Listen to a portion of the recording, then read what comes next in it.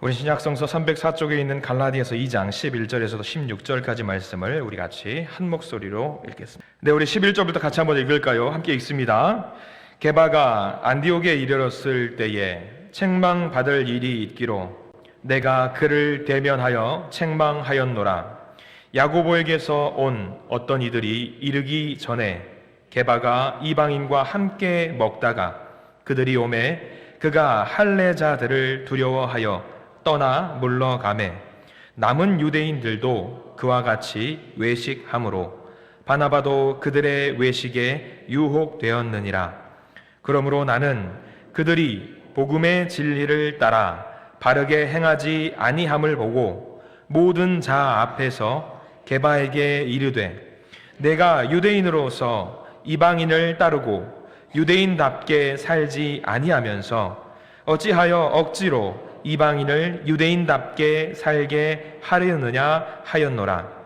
우리는 본래 유대인이요 이방 죄인이 아니로되 사람이 의롭게 되는 것은 율법의 행위로 말미암음이 아니요 오직 예수 그리스도를 믿음으로 말미암은 줄 알므로 우리도 그리스도 예수를 믿나니 이는 우리가 율법의 행위로서가 아니고 그리스도를 믿음으로써 의롭다 함을 얻으려 함이라.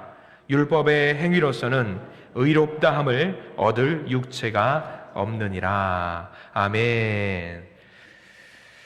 저를 한번 따라서 하시기 바랍니다. 가슴에 손을 얹으시고요. 하나님의 은혜가 지금 저에게 임하기를 기도합니다. 손을 펼치시고요. 하나님의 은혜가 지금 여러분에게 임하기를 기도합니다. 하나님의 은혜가 우리 모든 가운데 넘치기를 간절히 기도합니다. 소망합니다. 감사합니다. 자, 오늘 말씀 제목은 전파와 전염이라는 말씀으로 한번 나누어 보려고 합니다.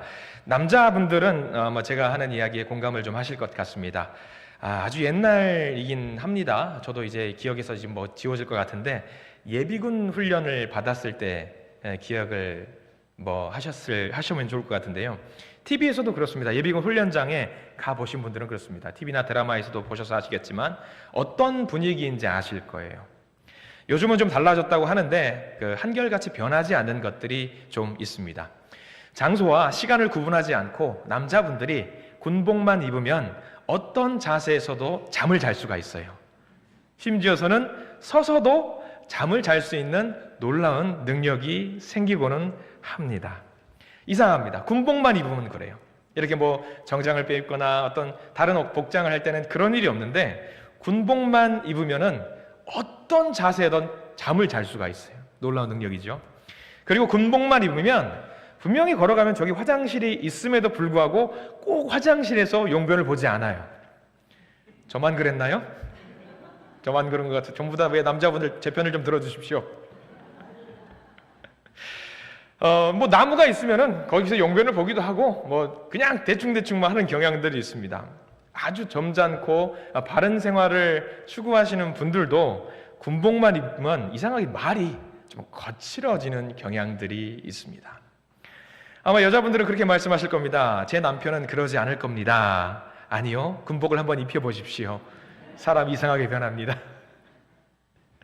저는 어땠을 것 같습니까? 저는 아시다시피 여러분들이 아마 자타가 공인한 것처럼 굉장히 진중한 사람이잖아요. 왜 인정을 안 하시지요? 표정을 보니까 동의하지 않으시는 것 같은데 저도 마찬가지입니다. 이제 군복을 입을 일이 없지만 군복을 입었을 때에는 좀 그렇게 변했던 것 같아요. 제가 좀 짓궂잖아요. 그래서 좀 짓궂어서 장난을 좀 치기도 합니다. 그래서 예비군 훈련 같은 걸 가면은 현역 군인들이 있어요. 현역 군인들이 있으면은 그 현역 군인들을 예비군들이 가면 어떻게 하는지 아세요? 장난을 쳐요. 몇 번 예비군 선배님들 총을 제대로 들고 소총을 가시기 바랍니다. 그러면 꼭 그 말을 들으면 어떻게 하냐면 소총을 이제 잡고 질질 끌고 갑니다. 아우 네가 들어 막 그러면서 그러는 경향들이 있었어요. 근데 한 명이 그렇게 처음부터 그렇게 하진 않아요. 한 명이 시작을 누군가를 합니다. 시작을 하면은 너나 할 것 없이 아우 힘들어, 아우 귀찮아, 아우 난 못하겠어 그렇게 하면서 이제 속된 말로 농땡이라고 하죠. 그런 것들을 좀 하면서 전부 하나같이 일지단결 화합해서 막 아무 데서나 자기도 하고 늘어져 있고 나 하기 싫어 그렇게 말하는 경향들이 있어요. 이상합니다. 정말 이상해요. 알 수 없는 바이러스 같은 것에 감염이라도 된 것처럼 전부 그렇게 하나씩 전부 다 군복을 입으면 그렇게 변하는 경향이 있습니다. 그렇게 하지 말아야 된다는 것은 모두가 다 알아요. 모두가 훈련을 잘 임해야 되고 서로 도와야 되고 합력해야 된다는 것은 모두 잘 알고 있습니다. 근데 이상하게요, 군복만 입으면 그렇게 사람들이 변하는 경향이 있어요. 남자 이야기만 해서 서운하셨다면 여자분들의 입장을 한번 좀 들어봐야 될 것 같아요. 여자분들, 자, 여러분들 오늘 백화점을 갈 겁니다. 백화점에 가는데 내가 너무나도 그동안에 갖고 싶었던 한정판 리미티드 에디션이 나왔어요. 몇 시부터 몇 시까지 오늘 9시에 반드시 그 물건을 살 수 있도록 합니다 라고 공지를 해요. 그럼 어떻습니까? 그 한정판을 반드시 얻어야 돼요. 그러면 그 전날부터 뭐 의자라도 가지고 와서 줄을 쫙 서 있어요. 9시만 개장하기만을 기다려가지고 여자분들 모두 줄 서고 있는데 이 개점 시간이 거의 다 임박했어요. 임박했는데 한 분이 뒤에서 뭘 하냐면 뭘 할 것 같아요?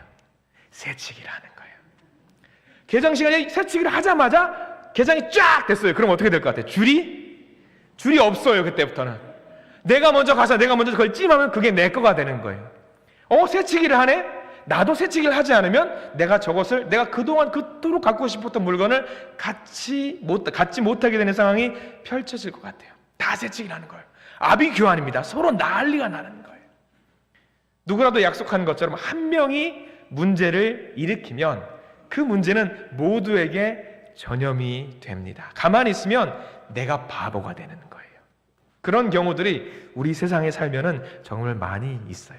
이런 이야기는 오늘 성경 말씀에도 담겨 있다라는 것이 문제일 것 같습니다.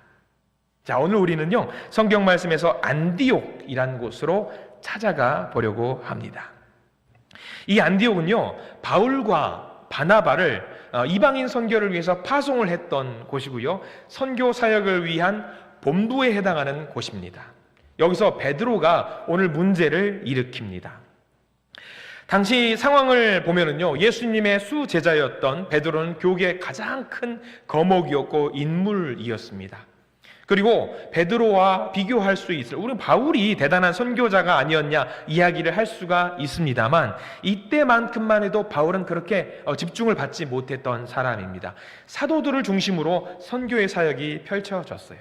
바울이 저도 복음을 전하겠습니다라고 이야기를 했지만 얼마 전까지 바울은 뭘 했냐면 예수님을 믿는 사람들을 잡아다가 감옥에 집어넣었던 핍박자였습니다. 그런데 이런 바울이 회심을 모든 사도들이 공감을 하고 바울에게 힘을 보태주고 있었습니다. 바울이 사역을 할 수 있도록 모든 사람들이 힘을 실어주고 있었어요. 세상 말로 하자면은 힘을 써준 사이입니다. 빚이 있는 사이예요. 바울이 베드로에게 빚이 있어요. 갈라디아 지역에서 율법과 할례에 대해서 의견 대립이 있었는데 거기서 바울이 티격태격 사람들과 싸우고 있으니까 베드로가 바울의 손을 들어줬습니다. 바울의 힘을 보태줬고요, 격려해줬고 응원해줬습니다. 그런데 오늘 성경 말씀은 뭐라고 나와 있냐면 은혜를 입은 바울이 사도 베드로에게 책망을 했다라고 이야기를 하고 있습니다. 야, 우리의 정서상 이런 상황이 오면 어떤 말을 하게 되냐면 야, 은혜도 모르는 사람이다. 자기를 도와준 사람에게 저렇게 질타를 하고 책망을 하는 것이 말이 되겠느냐라는 상황이 펼쳐지고 있습니다. 자, 우리 성경 말씀 11절 말씀을 한번 보기를 원합니다. 2장 11절 말씀 같이 읽습니다. 시작. 게바가 안디옥에 이르렀을 때에 책망받을 일이 있기로 내가 그를 대면하여 책망하였노라. 바울은 베드로가 책망받을 만한 일을 했기 때문에 대면하고 얼굴을 보고 면전에서 책망했다라고 기록을 하고 있습니다. 아니 도대체 많은 사람들이 있는 자리, 공개적인 자리에서 무슨 잘못을 베드로가 저질렀길래 은혜를 입었던 바울이 베드로에게 면전에서 신랄하게 비판을 할 수 있을까? 우리가 그 장소로 한번 가보려고 합니다. 자, 베드로는요 지금 안디옥에서 이방인들과 자유롭게 먹고 마셨습니다. 누구랑요? 이방인이에요. 우리 거기를 집중해야 돼요. 베드로는 누구랑 같이 자유롭게 먹고 마셨냐면 이방인들과 함께 자유롭고 먹고 마셨고 교제를 나누었어요. 근데 그때 당시 유대인들은요, 이방인들과는 어울리지 않았습니다. 왜냐하면 유대인들은 자기들이 어떤 사람이라고 생각했냐면 자기들은 선택받은 사람이고 자기들만 하나님 나라에 갈 수 있다라고 생각을 했어요. 그렇기 때문에 유대인들은 이방인들과 교제하고 나누고 함께 먹고 마시는 일을 금기시했습니다. 유대인들은 정결한 것과 부정한 것에 대한 규칙이 엄격했어요. 엄격했기 때문에 이 엄격한 규칙을 잘 지켜야지만이 하나님 나라에 갈 수 있다고 생각을 했습니다. 이런 관점에서 보면 이방인들과 함께 식사하는 것은 부정한 일이에요. 같이 하면 안 되는 거예요. 그래서 이방인들과 상종을 하지 말아야 합니다. 이 상황 속에서 베드로가 유대인들을 설득한 거예요. 아니다. 예수님은 말씀하셨다. 모든 사람에게 복음이 열려있다라고 말씀하셨다. 그리고 그 가르침대로 베드로는 몸소 그것을 실천했습니다. 우리가 성경 말씀 갈라디아서를 말씀을 보았지만 조금 넘어가 앞에서 사도행전 10장에는요. 고넬료라고 하는 사람의 사건이 나와요. 이 고넬료는 로마의 직업군인이고 장교입니다. 이방인입니다.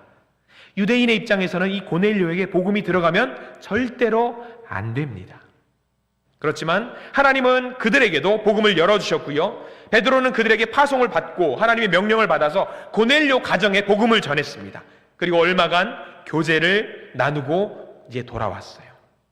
자, 기분 좋게 사역을 하고 복음을 전하고 전도를 하고 예루살렘으로 돌아왔습니다. 누가 기다리고 있었을까?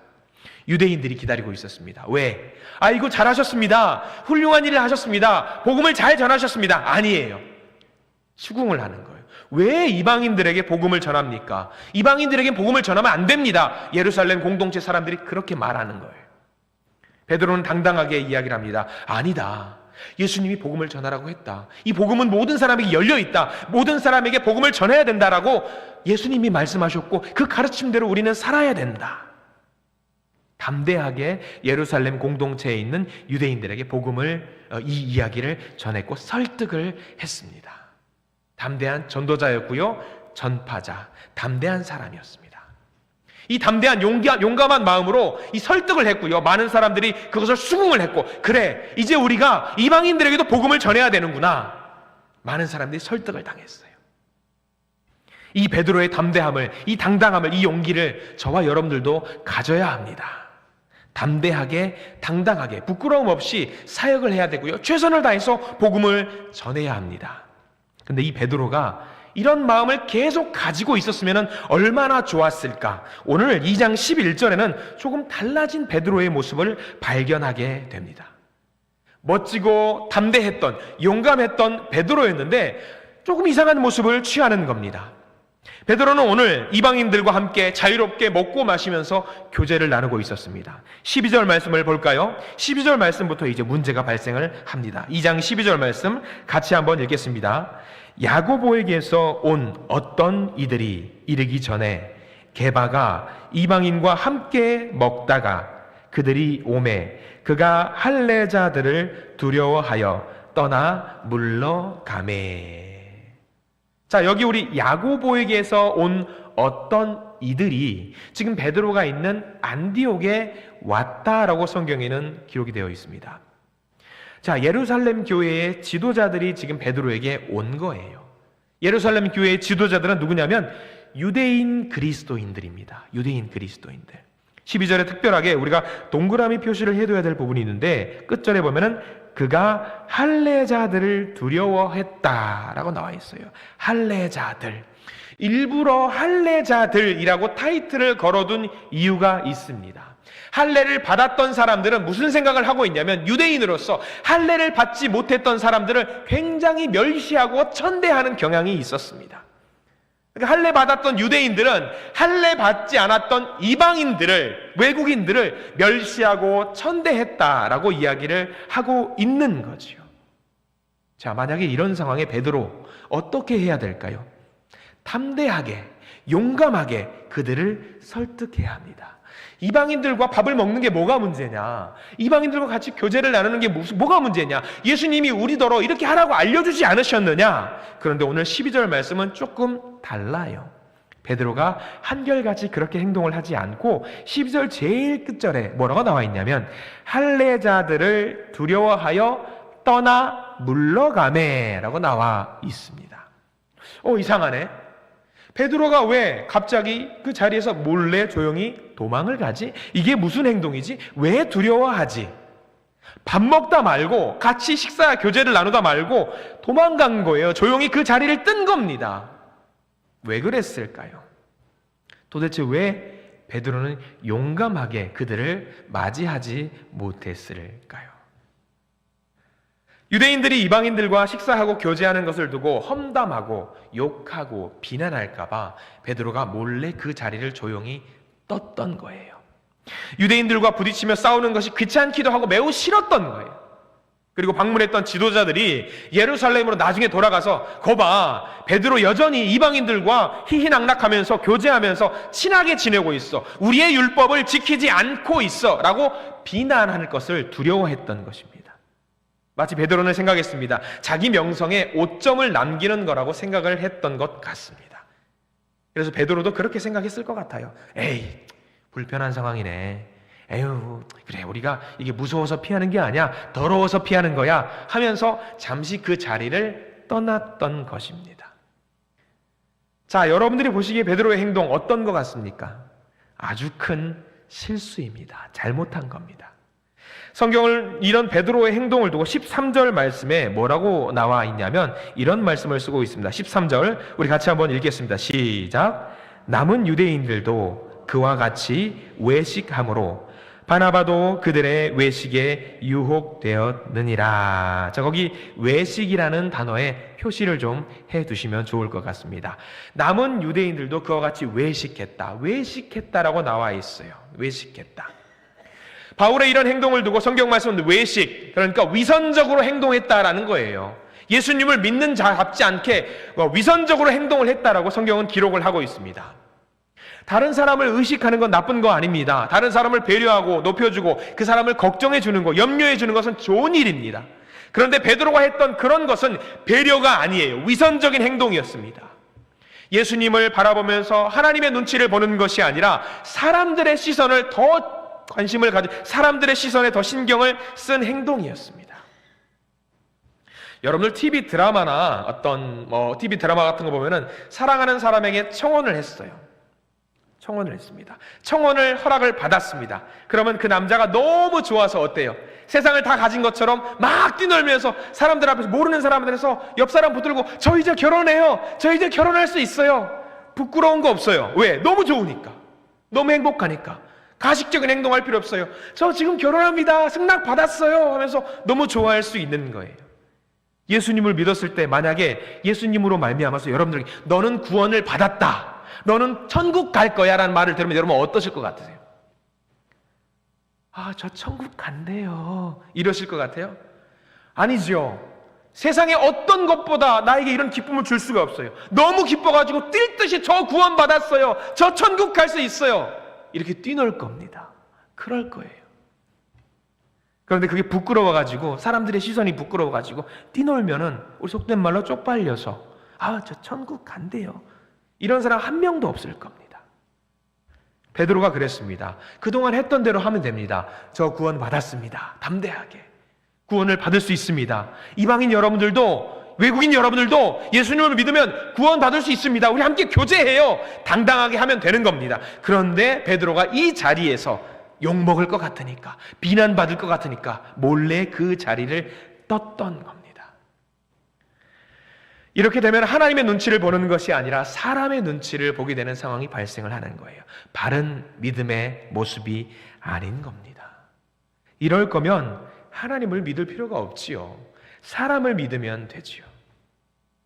베드로가 보면은 가끔 그럴 때가 한 번씩 있습니다. 물 위를 걷는 예수님을 보고 자기도 물 위를 걸었던 때가 있습니다. 예수님만 바라보면 됐습니다. 다른 것에 관심을 둘 필요가 없어요. 순간 물을 걸었습니다. 너무 좋았습니다. 야, 내가 예수님처럼 물 위를 걸을 수 있구나. 그런데 다른 쪽으로 시선을 돌리자마자 물에 빠져 죽을 뻔한 적이 있습니다.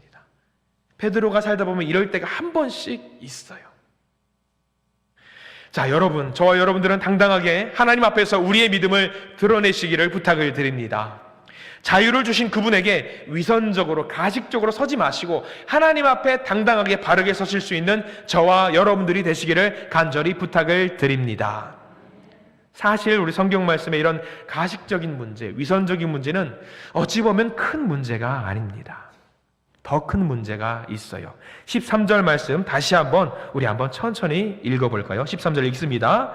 남은 유대인들도 그와 같이 외식함으로 바나바도 그들의 외식에 유혹되었느니라. 자, 우리 거기 밑줄을 그어야 될 부분이 있습니다.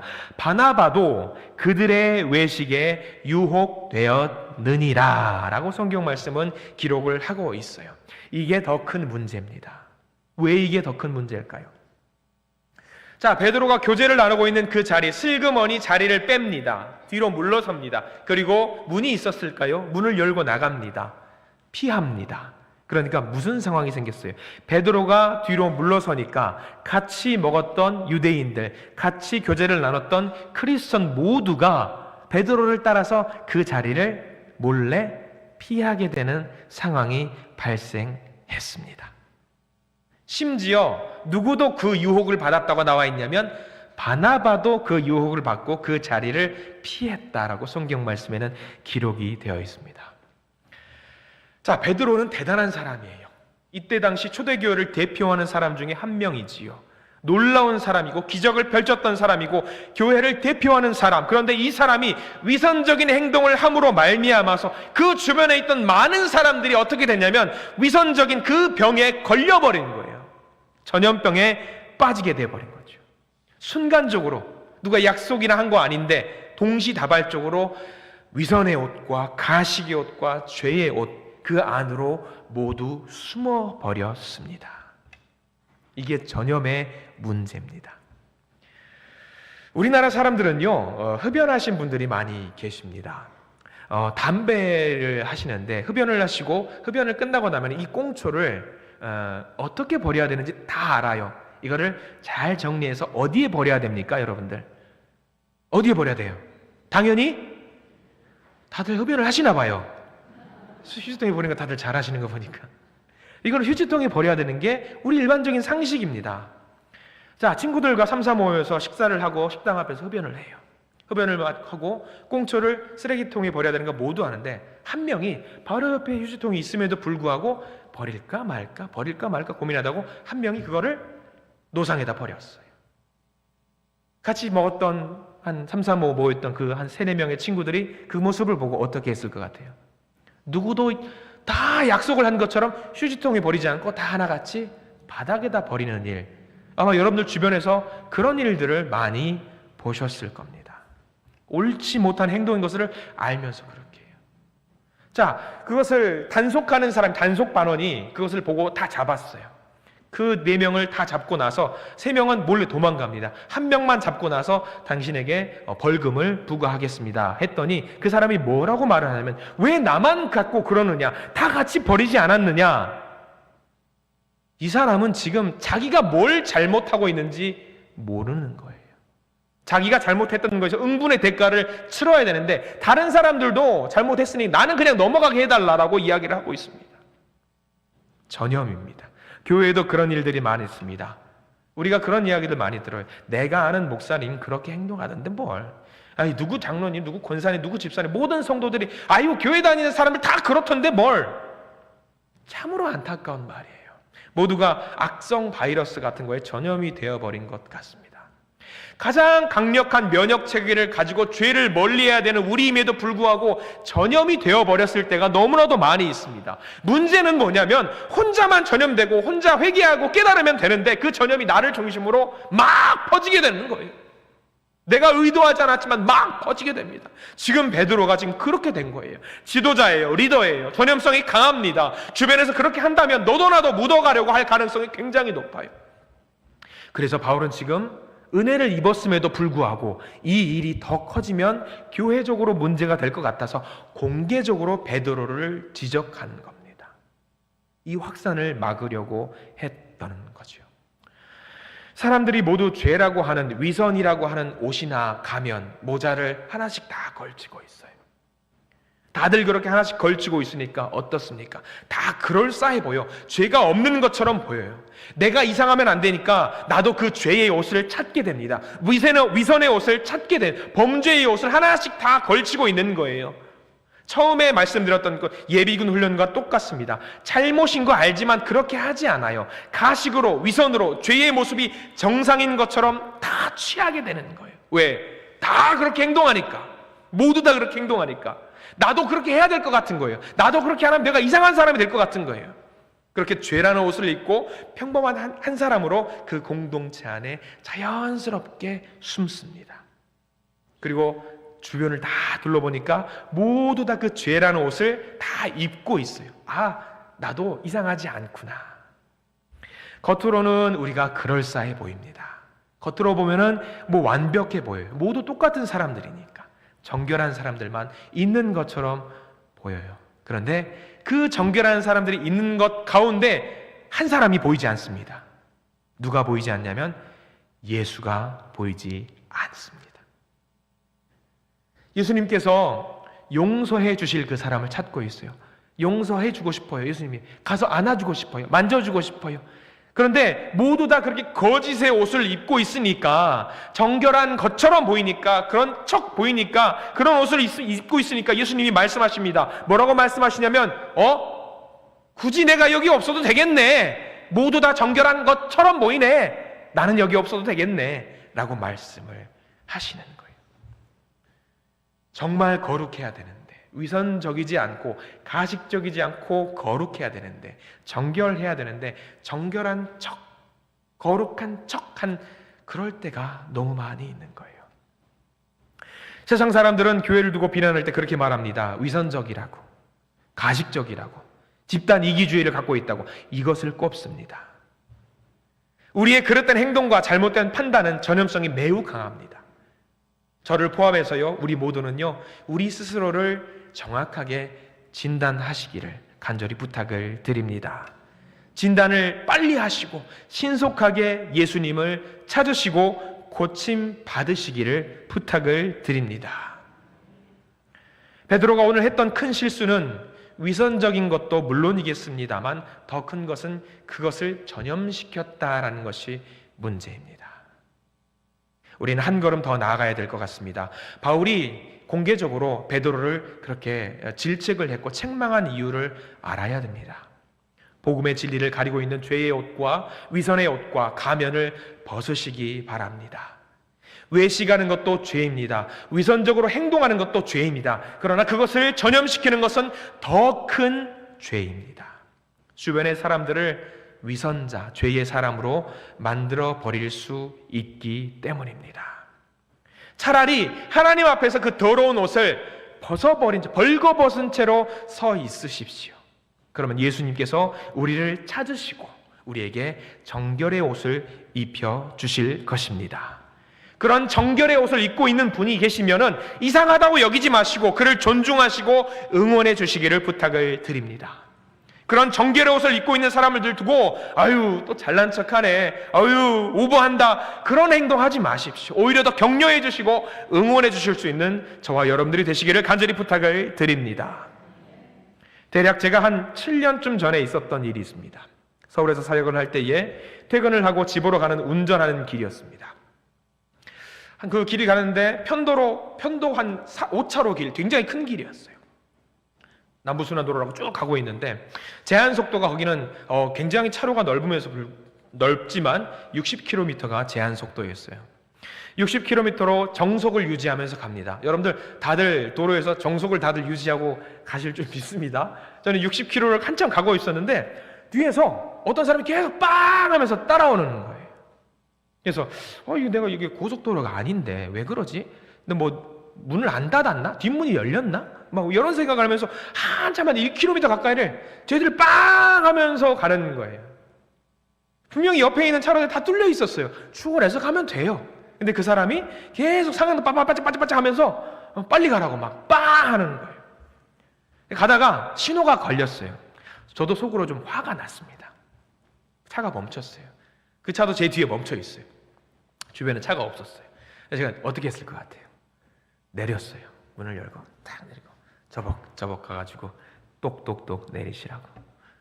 왜 그러시냐고. 선생님, 진짜 이렇게 말했어요. 선생님, 무슨 일이 있으세요? 라고 이렇게 말씀드렸어요. 그분이 대뜸 저보고 이렇게 말을 하더라고요. 당신 여기 전세 냈어? 빨리 가야지. 왜 거기서 뭐 하는 거야? 그렇게 말하는 거예요. 이렇게 말씀드려요. 선생님, 여기는 이렇게 말했어요. 정말 이렇게 말했어요. 선생님, 이렇게 말했어요. 선생님, 여기는 고속도로가 아닙니다. 거참 말 많네. 빨리 가라고. 선생님, 저는 정석으로 갈 겁니다. 아유, 말 많네. 계속 실갱이를 막 흥분이 막 가라앉히지 않고 있는 거예요. 그런데 제가 거기서 재밌는 상황을 잠깐 제가 아무 말 없고 가만히 있었어요. 옆에 몇 분들이 타고 있어요. 옆에 이제 아내 되시는 분으로 추정되는 분이 고개를 숙이면서 가만히 있어요. 뒤에 제가 보니까 한 중학생이나 고등학생 돼 보이는 아이들이 핸드폰을 보면서 모르는 체 하고 있는 거예요. 거기까지 괜찮아요. 상황이 너무 선명한데 너무 마음이 아파가지고 말씀을 준비하면서 그때 생각이 나는 거예요. 그 사람들 앞에 백미러에 뭐가 달려 있었냐면 십자가가 달려 있는 거예요. 거기서 끝나지 않았습니다. 조수석 앞에 뭐가 놓여 있었을까요? 성경 찬송이 놓여 있는 거예요. 너무 마음이 아팠어요. 아무 말도 않고 그냥 죄송합니다 하고 제가 가고 자리를 비켰어요.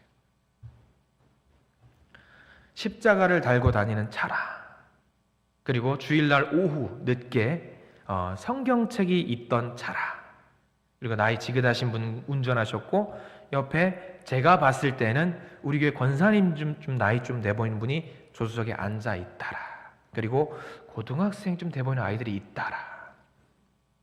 대충 답은 나오고요. 많은 생각을 하겠습니다. 아마 저는 뭐 더 이야기는 안 드리겠습니다. 저는 그 모습을 보면서 오늘 말씀을 준비하면서 그 생각을 들었어요. 우리는 복음의 전파자가 되어야 됩니다. 전염하는 사람이 되면 안 되는 거예요. 내가 하는 그 작은 행동으로 인해서 예수를 전파하는 사람이 되어야 되는데 내가 하는 행동으로 인해서 전염을 시키는 악한 것들을 전염이 시키는 데는 사람이 된다라면 그것은 책망받아 마땅한 일이 될 것입니다. 오늘 바울이 베드로를 향해서 위대한 복음의 전파자인 베드로를 향해서 공개적인 석상에서 책망을 했던 일이 글쎄요. 그걸로 인해 상처받은 사람이 있을 수 있겠지만 때로는 우리가 그것도 수용하면서 예수의 복음을 전파하는 사람이 되기 위해서 반드시 필요한 과정이었다라고 한다면 베드로가 오늘 책망받은 일은 잘된 일이라고 할 수 있습니다. 여러분, 예수를 전파하는 사람이 되시기를 간절히 축원합니다. 그리고 전염하지도 마시고 전염당하지도 마시기를 축원합니다. 우리는 오로지 예수 그리스도를 전파하면 됩니다. 위선적인 나의 모습 털어내십시오. 가끔은 어떤 예전에 섬겼던 교회 권사님이 그렇게 말씀하십니다. 목사님, 좀 진중하시면 좋겠어요. 진중한 거 저도 진중할 줄 알아요. 여러분, 제가 진중해 보이지 않습니까? 근데 그래요. 저는 성경 말씀에서 다윗이 언약궤가 돌아왔을 때에 너무 좋아서 뛰놀았던 그 성경의 기록들이 있잖아요. 그 말씀을 너무 좋아해요.